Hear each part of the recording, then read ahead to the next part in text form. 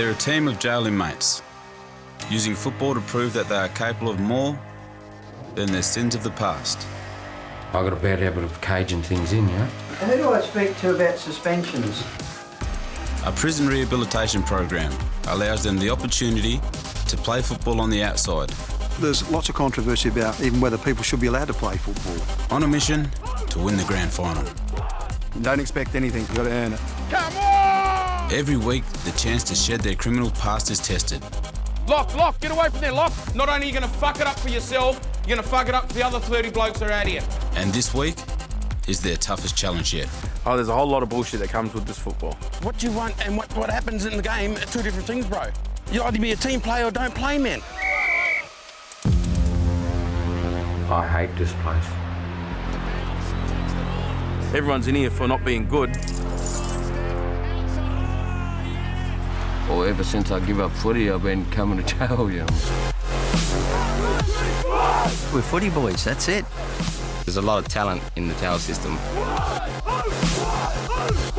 We all love footy, everyone loves footy. Go! This is like a second chance sort of thing, you know. Well done, Swanee! I love football. Gets me out of here.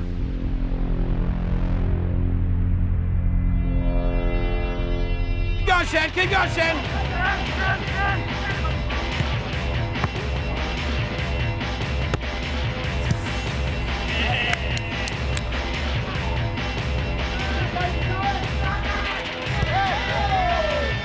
The Warraloo prison team are on a winning streak, undefeated after 7 rounds. But when you crush your opponents week after week, it all starts to feel a little bit too easy.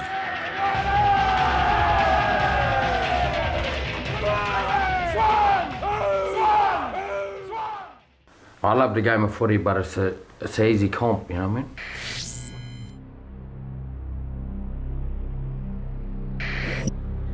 They're a bit bored, you know, and also just a bit of greediness, you know. Forget about their bullshit.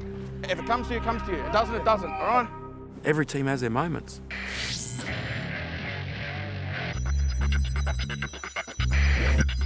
Yeah, I'd rather win by 2 points and have a balls hard game, but after playing jail footy, and it's like jumping back into juniors when we're going out here playing these mobs, you know?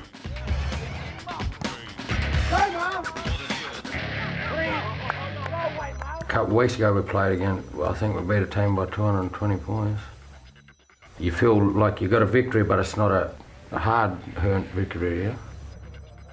I believe you disrespect the game when you don't play it properly, you know? Yeah. There's only one other team in the competition that have won 7 in a row, Swan View. This week, the boys will get to play them for the first time. We know they're a good club, strong club, been around for a long time. They've got big history with footy and always have had and have always been pretty competitive in all grades. Their record is not too dissimilar to ours. To have both teams 7 and zip and to play now has just worked out perfect, I think. Well, we start kick-off at 2:30, so you'd want him there. Without a doubt, the driving force behind the prison football program is Prison Rec Officer Steve Nawatney. Shepherd! He's been there since the beginning, and he's the glue that holds it together inside Warraloo. King Nawatney, our president, umpire, what else? Did I miss anything else? Coach, manager. Extraordinaire. I think we'll see a different team, our boys, on the weekend. I think they'll be a lot more focused. Whether we can actually get a few things solved that we've had mistakes, well, maybe this is the time that the boys will switch back on, you know. When you play a better team, you perform a lot better, I guess. They're equal, I guess. Never lost a game. 7 out of 7. Heard they got a couple of good players.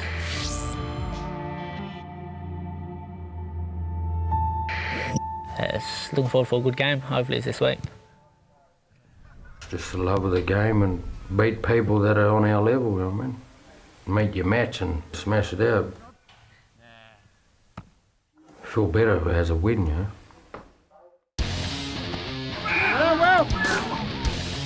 At last week's game, the apparent lack of any true challenges to this powerhouse team of prisoners caused some cracks to appear. Come on, come on! They're bored with winning, Oi! and it's a big problem. Benji. Don't say nothing to him. Benji, frustrated and impatient, allowed his temper to explode on the field. And he was red carded. That was just in the heat of the moment, you know. All I said was be fucking fair, man. But no, hey, that's the way he is, my brother. I admit that I fucked up. We're walking on eggshells here. If blokes misbehave, they're out. The senior members of the team are gathered in Steve's office. Benji's punishment is about to be made official. And they need to clear the air over his infringement at last week's game. Who do I speak to about suspensions? All right. Did you get our paperwork? Text. Well, thanks for that. Right, bye. Yep. Perfect, mate. All gone through for this week, so it's done. Yep. We've spoken about it and it's sorted, mate. He understands where I was coming from and understands the role I've got to play. He's basically stood up and said, yeah, I did it, and copped what's called a mandatory 1 week. Benji is willing to take his medicine and is about to be introduced to a new, colourful team punishment. He knows he's out this week, and he said, well, I deserve to have the first pink footy because I got myself, and that's which is exactly what we want, because that shows if a senior player and a leadership guy is prepared to say, look, I know, then it's going to come that way. So I walk around with pink jocks and socks and all that. But it's better because he's one of the older blokes and it set an example. Then, you know what I mean? None of the other boys can make a fuss about it, really. Well, it's a new age trend too. Men walk around with pink.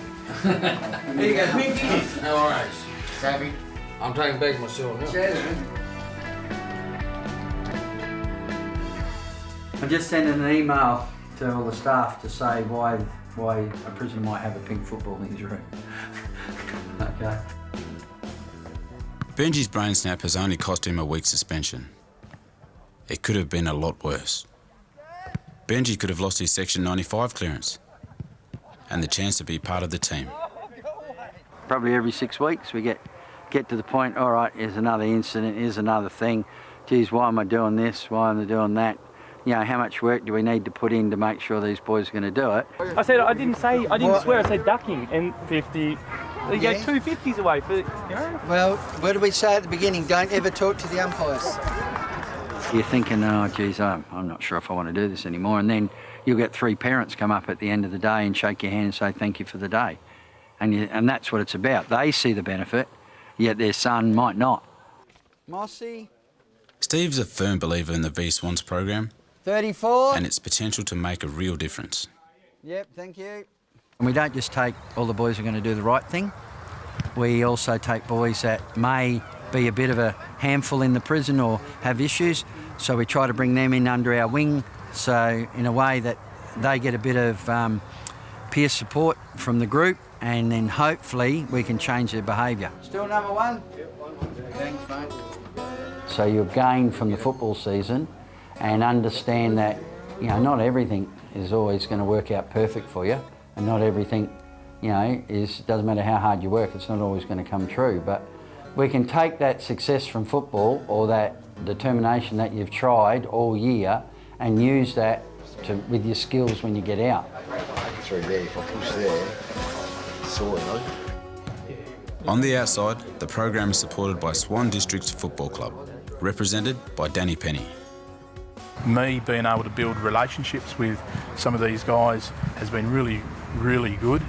Dan is employed by Swan Districts to be a mentor for the team, and as a part of the program, provide support once the players are released from jail.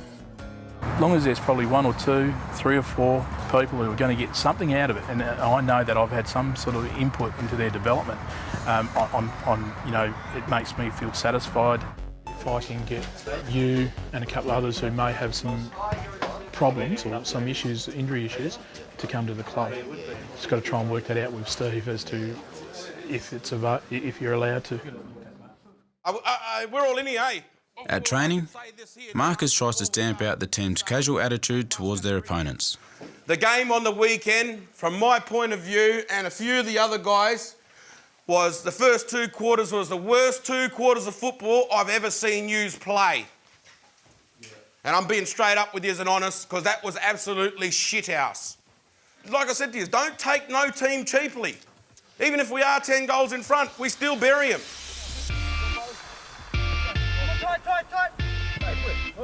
It's really hard to keep someone focused, and they're saying we need, we want more competition. But when you're a sporting person, you want to win. Coming from here super fit, like animals running out in the oval, and we just tear them apart. Oh, there's a whole lot of bullshit that comes with this football. Politics, prison politics. But I just say to them, don't let this little undisciplined things creep into your game, because otherwise you'll bring them into all your games. Benji's got the punishment ball. When blokes do a club infringement, you got to walk around with the punishment ball for a week. Benji's club infringement has raised another, more serious issue for Marcus and Steve. Some blokes on this team take it as an advantage. They can swear at officers and that, and there's no repercussions. To me, I get this feeling that a lot of blokes stand and think, who gives a shit, you know? If you're going to muck around, and like we spoke to a young bloke earlier about swearing at staff and all that, that's just not on. Because that puts every other player in the V Swans system under the microscope. They could just can it like that. They just say 1 week, no one's going out to football. For some inmates, football has been the only thing they were ever good at. A big part of who they are. Losing this slim chance to play in front of their families, it's the last thing any of them want. Who's that? Come on, Will. Come on, Will.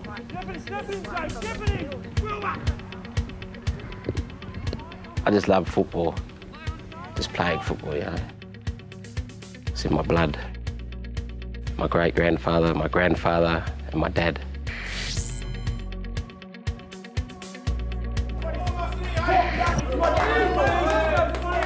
At the start, I didn't think I'd be the captain, I didn't want to be the captain.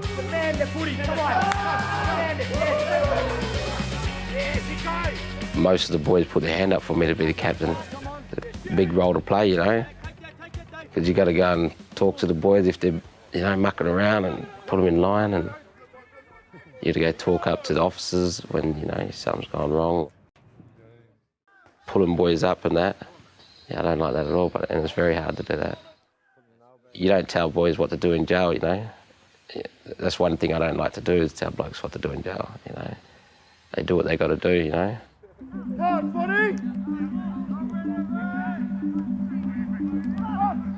Growing up, I was spoilt. 4 brothers was all spoilt, had whatever we wanted, Mum and Dad was together, looked after us real good, went to good schools. It was a good life. Every weekend, Dad and all the uncles and that would take us out hunting for kangaroos and rabbits, emus. I look up to my dad, he was like a hero to me,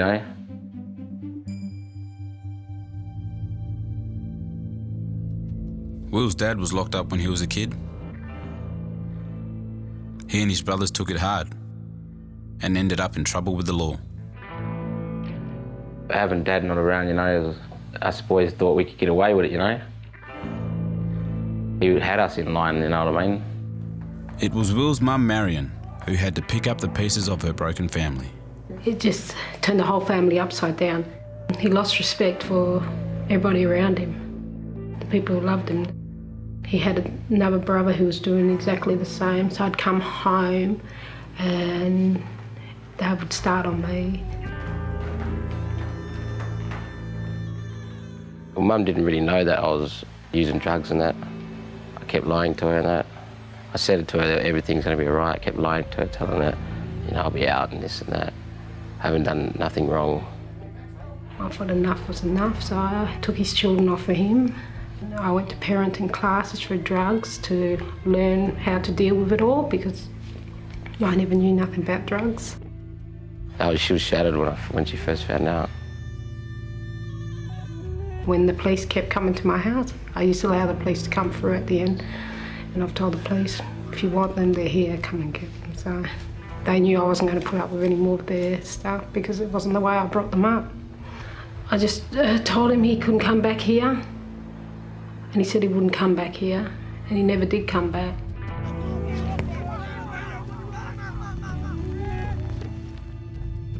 Yeah, we just went our own ways, you know. Like, lived a fast life, and look where I ended up, you know. Well, he's better off in there because he's getting help. If he was out here, he might have been dead by now, you know, cars or anything, or drugs. So I can sleep at night knowing where he is. It's sad because he was quite of a bright boy and all that, and he could have gone a long way and had a good life. I tried to make up for what I've done, but it's always going to be around what I've done, and I can't change that. I wish I could, but I can't. You know, I lose sleep over it sometimes. I think about it. Big mistake.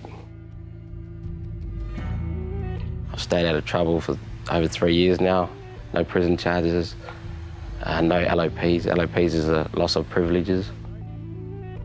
All the courses they've given me, I've done them all. Hopefully in about 8 months I get out on parole. But if not, I'll stick it out another 2 years after that. But old mum, she's always right in that. She tried her best. Yeah, I'll make her proud one day.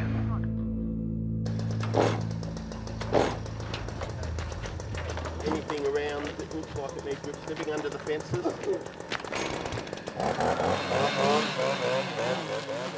As well as playing footy, a Section 95 clearance gives Will the chance to get away from jail and do some work in the community. Helping out disabled places, churches, hospitals. I try to give back to the community. I try my best to give back, but I don't reckon it's enough. If you're an inmate on work release, it's hard not to think about what life could be like on the outside. All sorts of things, you know, like what am I doing when I get out? What's my children doing at the moment? Or my brothers? Am I doing a good job? Just everything, really.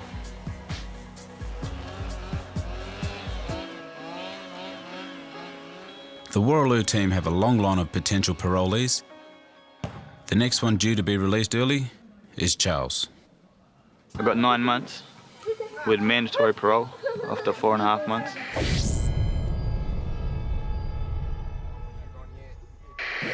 The link up with Swans is very much about what happens when they leave here. Can we link them up with a footy club, good bunch of people, good role models, link them up with employment? I spoke to Danny about this, and he said that he's going to organise something for me to train at another club. So then I can just train there and then come to the games then. And he said he's going to help me out with looking for work too. He's organised an appointment for me to go around and have a word with them about looking for work and stuff, and they're going to help me out. So when Swans picks them up, it's more of a family thing, like a football family, because football families do that. They tend to take players who can struggle, bring them back into the fold. The clubs keep them in, they don't just let them wander away, yeah. The weekend arrives and the team are ready to meet their opponents, Swan View. With both teams undefeated and vying for top spot on the ladder, the mood is surprisingly relaxed. relaxing before the game, get out there, can't wait. Always something to look forward to, footy. Hopefully it's a good game. I want it to be a good game, so a bit of competition, you know. We've just been pretty much just burying them. Nothing, no really competition in it, yeah. Hopefully today's a bit better, you know. Hopefully a bit more competition and something more in it, you know. We're going to play football and we're going to win them. That's the one thing. Hey, shut up now. Let's go now. Bye-bye. Let's go, boys. Let's go get switched on, eh? Outside the change rooms, the teams size each other up. Come on, let's go. It's go time. Let's go.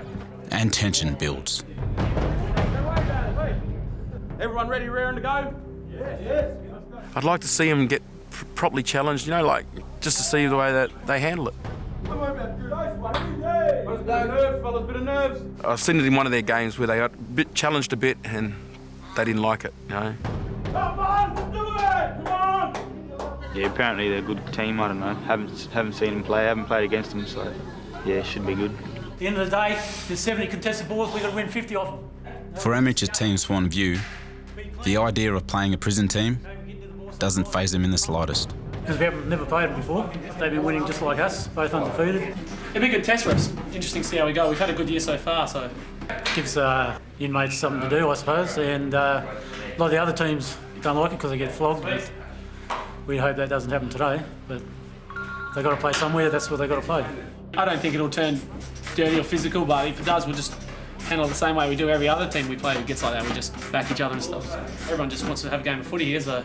Hey, gentlemen, before you go out, just remember this here, hey? They've been beating teams by the same amount as us, but at the end of the day, they can't play footy like we can. When we gel together and we play football, no one can beat us. It's 22 blokes on the field. That's the second team.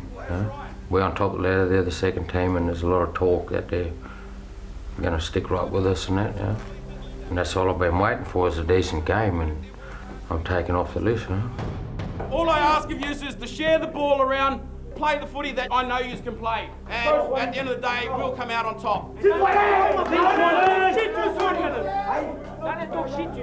I'm left right out on the boundary.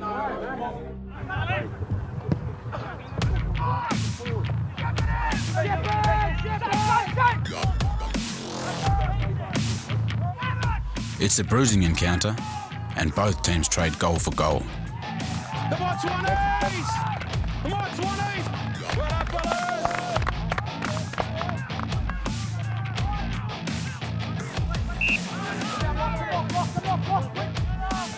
Go, Swannies!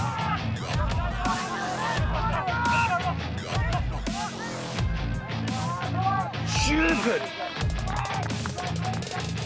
Under real pressure for the first time this year, the team's old habits start to creep in. Hey, Brock, come on! Don't do that shit, bro. You slung him down?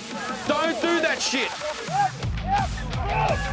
Fucking dumbasses, man. But the thing about this, they got to keep this intensity up for the next 3 quarters. Are they up for it? I know we are.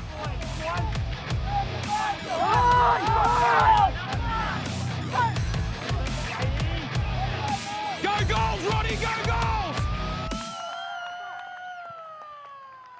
So we're going to go back out here now, and we've got to stamp our authority on this game. This is what we fucking wanted to challenge. Now it's up to us to fucking accept it and fucking take it right on there. These blokes here are smart footballers. You know they're fast, you know they're front runners. They're going to turn it on you and kick it quick, boy. Obviously, they must be good footballers if they're beating teams by 100 points like us. Put the pressure on all the time. Yeah, boy. Just fucking run your fucking asses off. Don't leave anything there. They're not taking us lightly, so let's not take them lightly. Let's go, Swannies! Come on! Kick it long. Hey, go, Swannies! Keep going, Swannies! What's he doing chasing the ball down there, man? This Colin does not listen, bro. His ears are painted on. Fuck! How many times you got to tell a bloke? He's getting found out now, you know. He doesn't know how to man up. No. You know, I'm going to put Charlie there. No, Cole can't play there, man. I know what it is, bro. Like, you know? Oh, can you go around there and speak to him, please? Go and speak to him. Just say to him, hey, he's got to stop, man. Otherwise, they're going to penalise us. Come here. Come here. What you want and what happens in the game are 2 different things, bro. You can't have everything your own way, bro. Well, this is part of the team. You either be a team player or don't play, man. On the ball, team player. You've been a team player. We want you to start in the square for a reason. We haven't got very many marking players down here. With Marcus distracted, Marlon's brother has seen something on the field that could change the game. No, but what I said to you, you start in the goal square. Well, I don't want it because they're telling me to fuck Well, off. if you don't want to, well, don't worry about it then, bro, because if that's the thing, we're telling you to play a position. Telling me to fuck off from there. Out of fuck off. I'm listening to you. Marlon's hurt himself. Marlon's hurt himself. Marlon is the team's star ruckman and a potential AFL player of the future. The news that he could be injured means Marcus has to think quickly and focus. He's switched himself, he jacked himself out of ruck. What's the matter with dragging these off?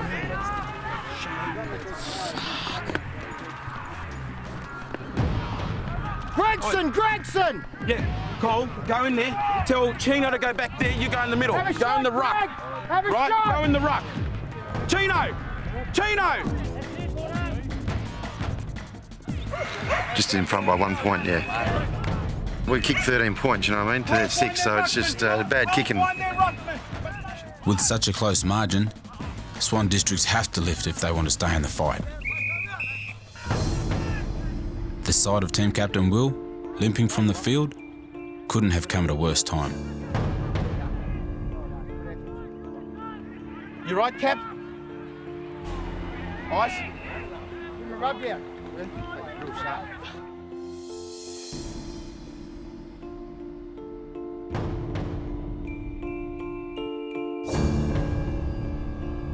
Ice? Where? Real sharp. You right, Cap? Ice? Ice. It's fucking sharp. Uncle Dan, can you get us some ice, please? Yeah. We've got to get a bag of ice onto that there. Don't sit down, keep moving. I can't. But I'm saying you got to keep moving. Don't. Fucking hurts, I tell ya. Might have been Even rib. when I twist. Might be a rib. Hey? Might be a rib. Swan Districts wanted a hard game, and they've got one. Now their captain is badly hurt, and star ruckman Marlon under an injury cloud. Cough. Do that there. It's like a rib. That's a rib. Oh, no. This game could be their first taste of defeat. This is it. Last time I'm walking out these gates. Don't matter where they're on the ladder, don't take no one lightly. Too easy, Swannies, come on! We're walking on eggshells all the time here. To me, it felt like just a bit prickly or a bit upset or something going through the group. I've carried out a number of inquiries that have unsettled me greatly.